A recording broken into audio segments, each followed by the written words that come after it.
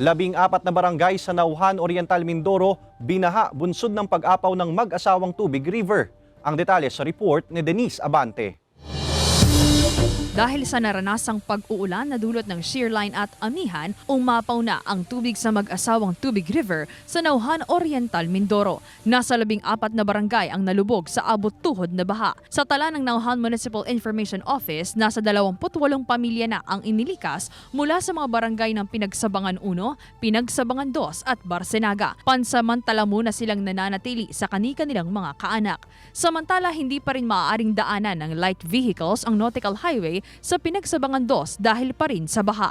Under Silagan po ay medyo mataas pa rin yung level ng tubig dahil yun ang downstream itong Nautical Highway sa Pinagsabangan. Doon lahat halos babagsak ang tubig din ito. Kanselado pa rin ang klase sa lahat ng antas sa bayan, pati na rin ang mga government offices, maliban na lamang ang mga service departments gaya ng rescue teams at DRRMOs. Patuloy naman ang pagpapaalala ng mga otoridad sa mga residente na lumikas na hanggat maaga kung kinakailangan. Para po hindi doon po kailan palakihan ng tubig dahil naman po ang mga rescuer po ay pare-pares naman po ng isang buhay natin ay hindi naman po namin na kayang isugal din yung aming seguridad. Lalo na kung malaki na po ang tubig. Denise Abante, Balitang Southern Tagalog.